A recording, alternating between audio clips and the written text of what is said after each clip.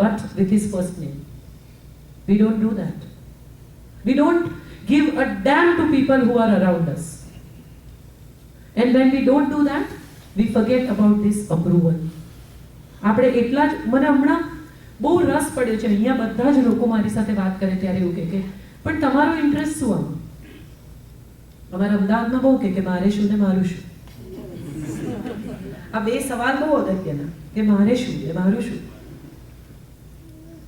એટલે મારી સાથે કોઈ સ્વાભાવિકપણે સારી રીતે ના વર્તી શકે just because I am a nice person? No. We refuse to recognize that. We want to find out કે આ માણસ મારી સાથે સારી રીતે કેમ વર્તે છે. એટલે પહેલા તો મને જ મારી જાતમાં શ્રદ્ધા નથી કે મારી સાથે કોઈ સારી રીતે વર્તે છે. એનું કારણ એ છે કે એને મારી પાસેથી કંઈ જોઈએ છે, not because I am a nice person. એટલે મેં જ રિફ્યુઝ કરી મારી જાત. પછી બીજા તો શું મને માનવાના? હું સાચું બોલું છું કારણ કે મારે સાચું બોલવું છે. હમણાં જ અમે we were together in a flight with Morari. So when we got down એમણે કોઈકને ઓળખાણ કરાવી. એમણે કહ્યું કે કાજલ છે, બહુ સારી રાઇટર છે, બહુ પ્રામાણિક રાઇટર છે. આઈ થિંક આ બહુ મોટું સર્ટિફિકેટ છે મારા માટે. પોપ્યુલર કરતાં પણ પ્રામાણિકનું સર્ટિફિકેટ મને વધારે રસપ્રદ લાગે છે. એક માણસને એવું લાગે કે હું જે લખું છું એ ક્યાંક હું જીવી છું તો કદાચ મારું લખ્યું સફળ છે. હું જે કંઈ લખું છું એમાં ક્યાંક હું એવું લખું છું જેમાં તમને તમારી જાત ચડે છે. તમને લાગે છે કે હા મને આ બે વાક્ય મારે કામના છે. જ્ઞાન તો બધા બહુ લોકો આપે. રસ્તે ચાલતો માણસ બી તમને એકવાર બેસાડીને કહી દે કે જુઓ ભાઈ આમ થાય આમ ન થાય. પણ એનાથી શું? when it comes to our relationships, come back to that. We all want to say, tell, advise. We don't want to listen. કેમ છો? તમે કેટલી બધી પાર્ટીઝમાં માર્ક કર્યું હશે કે તમને માણસ પૂછે કેમ છો અને તમે જવાબ આપો એ પહેલા ફરી ગયું. This is a very very common observation. તમે બધાએ જ આ માર્ક કર્યું હશે મજામાં, અને હજી તમે એને હા કે ના કહો એ પહેલા તો એને બીજાને પૂછ્યું મજામાં. Nobody wants to listen. તમે કોઈને પણ કહેવાની શરૂ કરો તમારી વાત કે ઘરમાં બહુ પ્રોબ્લેમ છે, ખબર નહીં શું થાય છે, પણ દર ત્રીજે દિવસે આર્ગ્યુમેન્ટ થઈ જાય છે. આ બે વાક્ય પૂરા થયા એ પહેલા એ એમ કે હા અમારે પણ એવું જ થાય છે. હું તને કહું શું થાય છે? શરૂ તો મેં કરેલું નહીં કહેવાનું. I was telling you. You were here to listen to me. No, people don't listen. Nobody has time to listen to you. They all want to tell their stories. અને બહુ બહુ ઇન્ટરેસ્ટિંગ છે કે તમે જો પેશન્ટ લિસનર થઈ શકો ને કોઈ પણ માણસ માટે, એ તમારો લિફ્ટમેન હોય કે તમારો બોયફ્રેન્ડ હોય, 15 થી 20 મિનિટ જો તમે એને સાંભળી શકો ને તો એને માટે તમારા જેટલી પ્રિય વ્યક્તિ બીજી કોઈ નથી. આ એટલા માટે છે કારણ કે એને કહેતા કહેતા પોતાના જવાબ જાતે જ ચડે છે. તમારે કશું ખાસ કરવાનું નથી રહેતું. તમે સાદા સવાલ પૂછી શકો. હે તમને એવું કેમ લાગે છે? તમને નથી લાગતું કે આમાં કંઈ બીજું થઈ શકે? એ પોતે જ જવાબ આપે છે. ખરેખર સાયકેટ્રિસ્ટ શું કરે છે? કોઈ આમાંથી જો ગયું હોય સાયકેટ્રિક ટ્રીટમેન્ટ માટે કે કોઈ સાયકેટ્રિસ્ટ હોય તો યુ કેન અન્ડરસ્ટેન્ડ કે તમે સાદા સવાલ પૂછો. તો what do you think you should do? Oh you think this is good? એટલે તમે કહેશો નો ઇટ્સ નોટ ગુડ. પણ આ જ સવાલ તમારો અંગત મિત્ર તમને પૂછી જ શકે છે. All we do is say, tell, keep saying, keep talking. સાદી વાત શાંતિથી સાંભળવાનો આપણી પાસે સમય ખૂટે છે. આપણે બધા કહીએ છીએ ટાઈમ નથી. શેને માટે ટાઈમ નથી? કેટલી સ્ત્રીઓને એવું શીખવવામાં આવે છે કે તમારી હેલ્થ એ પ્રાઇમરી કન્સર્ન છે. 8, 9, 10 વર્ષની છોકરી હોય એને એની માં એવું શીખવે છે કે બેટા કાલ સવારથી તું જ્યારે મોટી થઈને પરણીને જઈશ ત્યારે તારા આખા કુટુંબની હેલ્થ એ તારી હેલ્થ પર આધારિત છે. Take care, take vitamins. મને અહીંની ખબર નથી પણ અમારા દેશમાં તો એવું છે કે ફ્રૂટ ખાતા કે દૂધ પીતા કે નટ્સ ખાતા સ્ત્રી ગિલ્ટ ફીલ કરે છે. તમે પણ નોટિસ કર્યું જ હશે. they don't do that. કારણ કે એને લાગે છે કે હું મારી જાતનું ધ્યાન રાખીને કોઈ ગુનો કરું છું, હું આરામ આજે 2 કલાક મને મારી જાત માટે જોઈએ છે, એવું અમારા દેશમાં તો સ્ત્રી નથી જ કહી શકતી. એટલા માટે કારણ કે એને એવું શીખવવામાં જ નથી આવતું. એને કોન્સ્ટન્ટ એવું શીખવવામાં આવે છે કે બીજા લોકો અગત્યના છે, બીજાનું અપ્રુવલ અગત્યનું છે, બીજા કહે છે તે મહત્વનું છે, લોકો શું કહે છે. અને એનાથી વધારે રસપ્રદ વાત એ છે કે બાપ એમ કે તારે ઘેર જઈને કરવું, પછી પતિ એમ કે આ તો મારું ઘર છે, અહીંયા આ બધું નહીં ચાલે. અને પછી દીકરો એમ કે ભાઈ જો આ તો મારું ઘર છે, આ બધું નહીં ચાલે. અને સ્ત્રીને કહેવાય શું? ઘરવાળી.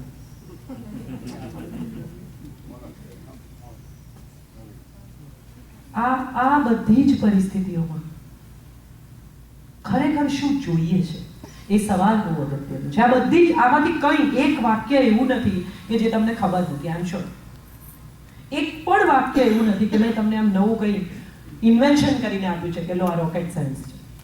નથી. અગત્યનું એ છે કે we don't concentrate, we don't give time to અવરસેલ્વ્સ.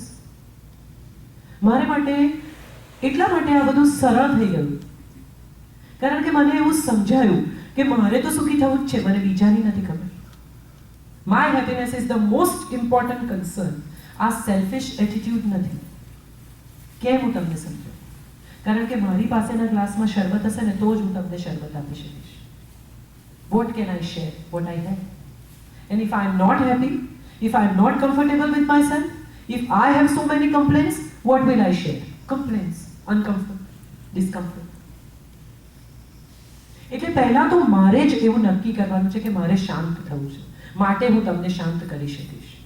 કલાકો સાંભળી શકવાની જો મારી કેપેસિટી હશે તો હું એવા 4 માણસ શોધી શકીશ જે મને શાંતિથી સાંભળે. હું સાંભળવા જ તૈયાર નથી અને ફક્ત કહેવા જ માંગુ છું તો મને એવા માણસો નહીં જ મળે.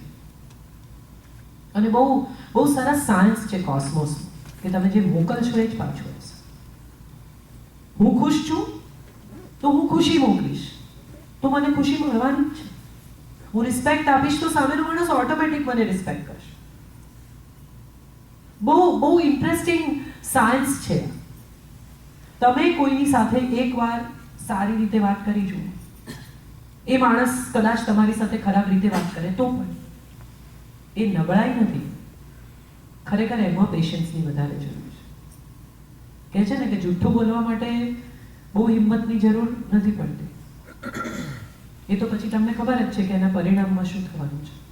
ક્યાંક ને ક્યાંક તો સરફેસ થશે, પણ એકવાર હિંમત કરીને તમે સાચું બોલી નાખો એટલે બાકીનું બધું રેપઅપ છે. ડર ક્યાં લાગે છે કે હું સાચું બોલીશ અને એનું પરિણામ શું હશે?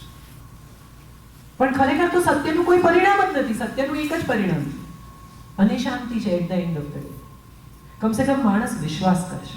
એને નથી ગમતું છતાં પણ એટલું તો ચોક્કસ સમજશે કે ના યાર આણે જે કહ્યું એ વાત તો સાચી છે. તમે સાચું બોલો હું તમને માફ કરી દઈશ 1 વાર, તમે સાચું બોલો હું તમને માફ કરી દઈશ 2 વાર, તમે સાચું બોલો હું તમને માફ કરી દઈશ 3 વાર, 4થી વાર તો એને કરવું જ પડે. કારણ કે તમે તો ડર્યા વિના સાચું જ બોલો છો.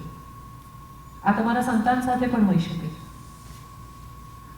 બહુ જ એકચ્યુઅલી હ્યુમન કેમિસ્ટ્રી બહુ રસપ્રદ છે અને મને જેમ જેમ સમજાતી જાય છે એમ મને માણસ વધુ ને વધુ રસપ્રદ લાગે છે. ક્યારેય તમે એવું વિચાર્યું છે કે કરોડો અબજો લોકો છે, કોઈની ફિંગરપ્રિન્ટ સરખી નથી, 2 આંગળીની ફિંગરપ્રિન્ટ પણ સરખી નથી, તો મન કેવી રીતે સરખાવું? માણસ એટલે શું? એનો ઉછેર, એના અનુભવ અને અનુભવમાંથી તારવેલું સત્ય. સપોઝ મારા લગ્ન ખરાબ છે અથવા મારા લગ્ન ફેલ થયા છે તો મેં એવું નક્કી કર્યું કે આ લગ્ન આખી વસ્તુ જ બેકાર. અને એક માણસ એવો છે કે જેના લગ્ન ફેલ થયા છે પણ એણે એવું નક્કી કર્યું કે no I will give another chance to my life. I want to, because I don't think everybody that I meet is that. આ બંને પોતપોતાના અનુભવમાંથી તારવેલું અલગ અલગ સત્ય છે. અને બહુ મજાની વાત એ છે કે સામેનો માણસ તમને જ્યારે સલાહ આપે છે ને ત્યારે પોતાના અનુભવમાંથી તારવેલું સત્ય તમારા પર ઠોકી બેસાડે છે. અને તમે પણ એટલી વલ્નરેબલ પોઝિશનમાં હો છો કે તમે સ્વીકારી લો છો કે હા કે છે સાચું તો હશે જ. તમે તમારા અનુભવ સુધી જતા જ નથી. જે ફર્સ્ટ અવેલેબલ ટેબલ છે એના પરથી ઉઠાવીને ચાલવા લાગો છો. હું પણ એવું કરતી હોઉં છું. ખાલી તમે is not what I want to talk about. And at that point what happens to all of us is આપણે બીજાના અનુભવ પર જીવતા શીખી જઈએ છીએ. જાતનો અનુભવ લેવાનો સમય જ ક્યાં છે? એણે કહ્યું કે આમ ન કરાય માટે મેં કર્યું, એણે કહ્યું કે આમ કરાય માટે મેં કર્યું. મારી પાસે મેં તો મારી જાતને તો સમય આપ્યો જ નહીં. મને બી કહેનારા બહુ જ લોકો હતા કે આવું ના લખાય, આ શું કરે છે. આ જે ભાષામાં તું લખે છે, જે પ્રકારનું તું લખે, ગુજરાતી ભાષામાં આવું કોઈએ લખ્યું નથી. કઈ વાંધો નહીં, કોઈએ નથી લખ્યું તો મારે તો લખવું છે. અને હું માનું છું કે હવે મારે તો લખવું છે. પછી એક આખી પેઢી આવી છે જે મારા જેવું લખે છે. Esha દાદાવાલા, Manisha Kansara. Lot of girls have started writing what I have been writing. Why? Because they felt કે ના આવું લખી શકાય, લોકો વાંચે છે. નહીં વાંચે એવા pre-assumed thought સાથે જો મેં ન લખ્યું હોત તો કદાચ આજે હું જ્યાં બેઠી છું ત્યાં બેઠી જ ન હોત. અમે એક સ્કૂલની એલ્યુમનાયમાં, મારી સ્કૂલની એલ્યુમનાયમાં ગયેલા અને ત્યાં એક છોકરાને મેં જોયું જેને માટે હું 16 નહીં હોય ઊભી રહેતી હતી કલાકો. બધા જ ઊભા રહે, એમાં કંઈ નવું નથી. We all have one school time crush. અને એને મેં જોયો ત્યારે પાછા આવતા મેં સંજયને કહ્યું કે તું આના માટે ઊભી હતી. મને હવે એટલે at one point see when you look back you realize what have you been doing. એ એટલું બધું રોમેન્ટિક લાગે છે હવે પાછી ફરીને જોઉં છું તો કે કેટલું બધું આમ કે હમણાં નીકળશે, સાયકલ પર આવશે, એ આખી ફીલ્ડ એને પ્રિઝર્વ કરી છે. મેં એને ન જોયો હોત તો મારા મનમાં એ જ ઇમેજ કાયમ હોત. મારી ભૂલ શું થઈ કે મેં એને જોયો, એના વાળ જતા રહ્યા છે. he's put on so much of weight. He doesn't look what he used to. What I used to adore him for being. અને I was laughing away to glory કે અરે રે યાર, મેં તો જિંદગીના કેટલા કલાક ત્યાં ઊભા રહીને બગાડ્યા. હું ઘણું બીજું કરી શકી હતી સમય. પણ I think that's very interesting. એ કલાકો બગાડ્યા તો સમજાયું કે એ કલાકો કેટલા અગત્યના હતા, કેટલા રોમેન્ટિક હતા, કેટલા સ્વીટ હતા. I can write about school time crush because I have felt it. We refuse to feel it. We just want to refuse everything that comes our way. Negate કરવાની સોસાયટીમાં જીવવા લાગ્યા છીએ આપણે. ના, હું કેટલા બધા એવા લોકોને ઓળખું છું કે જે બધા, તમે એમ કહો ને કે અશરફભાઈને ફોન કરીએ, અત્યારે ઘેર નહીં હોય. શેના માટે નહીં હોય તો નહીં ઉપાડે, મને પ્રયત્ન તો કરવાનો. તમે એમ કહો કે આપણે શનિવારે મળીએ, આપણે શનિવારનું નક્કી કરીએ. શનિવારે કોઈ નહીં આવે, અહીંયા 3 પિક્ચર રિલીઝ થાય છે. Why would you do that? Why would you start with it? નહીં આવે તો નહીં આવે. એકવાર આપણે પ્રયત્ન તો કરી જોઈએ. થોડા લોકોને મેલ લખીને એમાંથી 20 માંથી 10 ના પાડશે તો આપણને સમજાશે કે અડધા લોકો ના પાડે છે. Let us decide. પ્રયત્ન પણ કરતા નથી કોઈના સુધી પહોંચવા. આપણે એવું ધારી લઈએ છીએ કે ના જ પાડશે. ઇમોશનલી.